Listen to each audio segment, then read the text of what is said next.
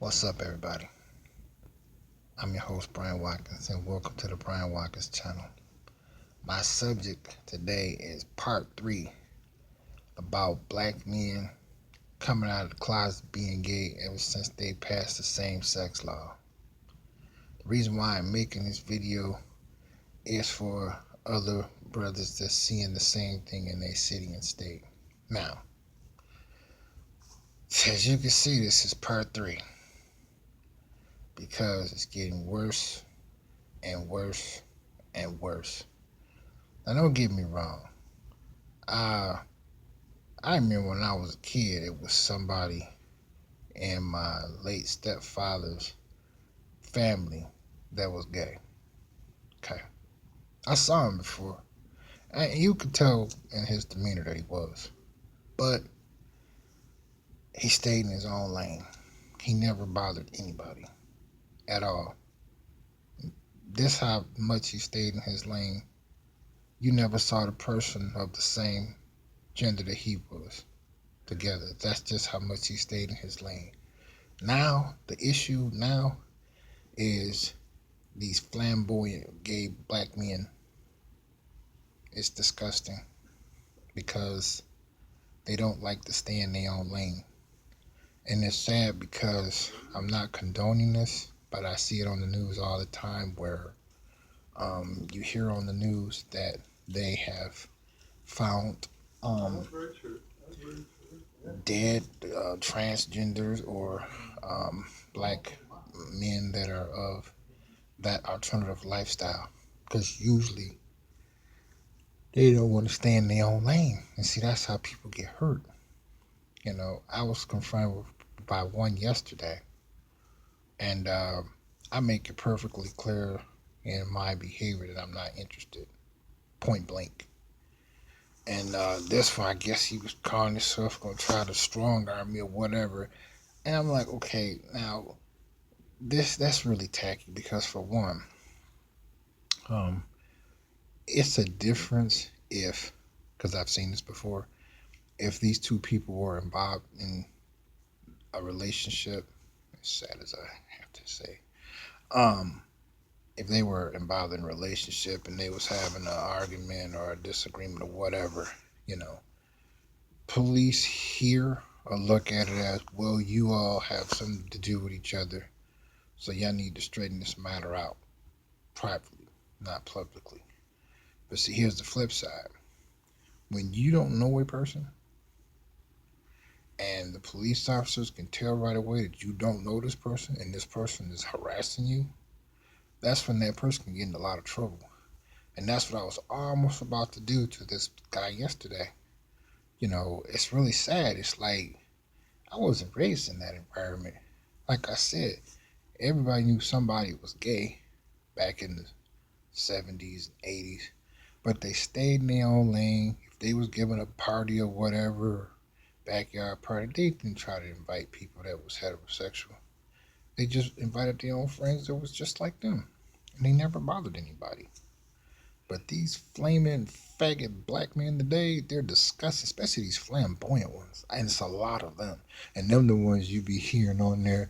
Today on the 10 o'clock news, we have just found a torch body that was burnt beyond recognition that the only way that the mother could identify the transgender child was through a tattoo.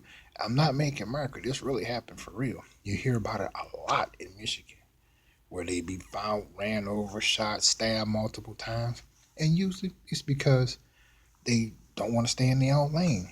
You know, here's the sick thing that I've heard about them that the biggest fantasy for them is to turn a heterosexual guy out. And I'm like, okay, now we all have fantasies. For instance, you know, you let's say you want to graduate from school and go to college.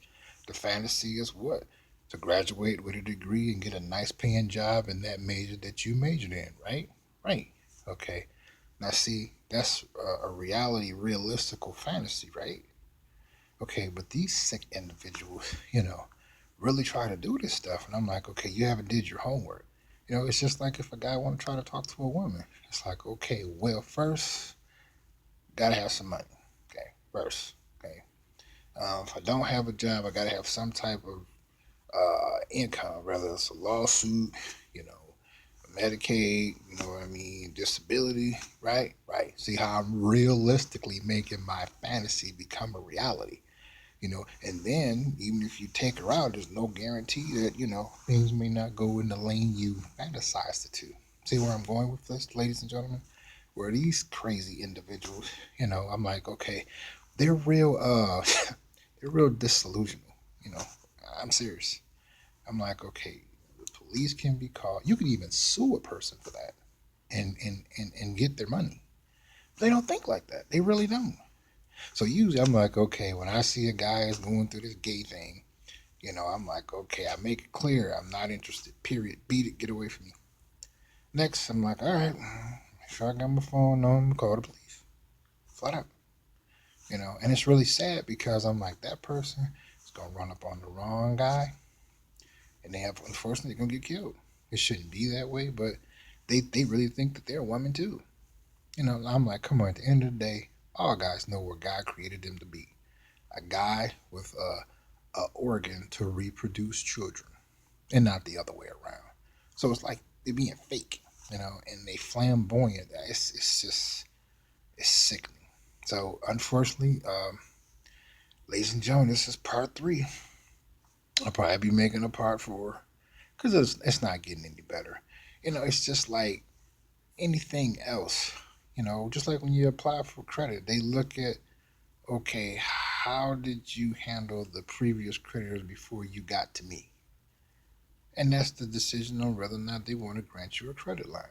The same with this. I'm not interested in guys. I don't want a boyfriend. I'm not gay. You know, but I'm like, okay, even has something to do with you, period. Business. Now, because if the potential client is a happen to be a nice looking guy, I gotta worry about you trying to behave like this, and we probably end up getting sued, and then we won't have no money. You know, it's really they just gone. It's just really sickening. You know, I was not raised in that era. Period. Like I said, you always knew about it, but most of the time, you know, I grew up in a heterosexual lifestyle. Period. The music, everything. Now I don't even listen to rap music no more because rap music is what is it called? Gender bending now. I heard some stuff. I think it was by the rapper Bow Wow. I think so. I could be wrong, but I heard some things that I was like, believe me, I've heard some wild stuff in rap music. You know, I'm from the NWA era. I'm from the Two Live Crew area with Luther Campbell. So ain't nothing not too much her can really surprise me, but this did. It surprised me so much. I ain't gonna even repeat it on here. All I know is I don't listen to rap music no more. I really don't. That's how bad it is with this gay thing. You know, and it's sickening because I was wondering why so many black guys that was gay was turning up dead. I know why now. Because they just don't get it. They're like, oh no, he gonna talk to me. And I'm like, here we go again. Breaking news. We interrupt this program to bring you a special report. We've just found a decapitated body over here.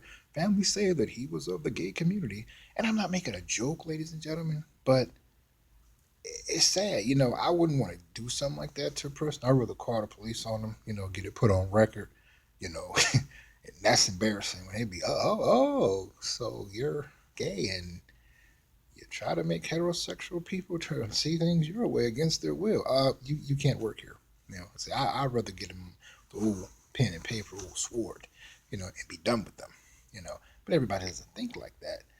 So, unfortunately, ladies and gentlemen, 9 times out of 10, I'll probably be making a part four because they're just getting worse. You know, and don't get me wrong, I experienced the same thing from women that are lesbian or bisexual. You know, sometimes they approach me, you know, and I don't mind being friends with them, you know. And the other mate that plays the what's that, the butch role, the bull dagger role. You know, I've had a few of them try to talk to me, and I'm just like, it's just too crazy. I'm like, okay, you all know you're not supposed to be doing this in the first place.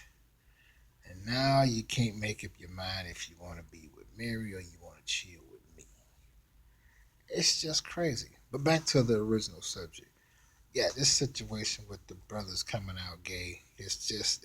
I just noticed ever since they passed the same-sex law, it they just can't just jump out of closets, pothole, roof, chimney, anywhere they gay now. And it's really sad. It's not attractive at all. So, fellas, subscribe to my channel. Why? I make videos constantly. Also, I'm running a contest.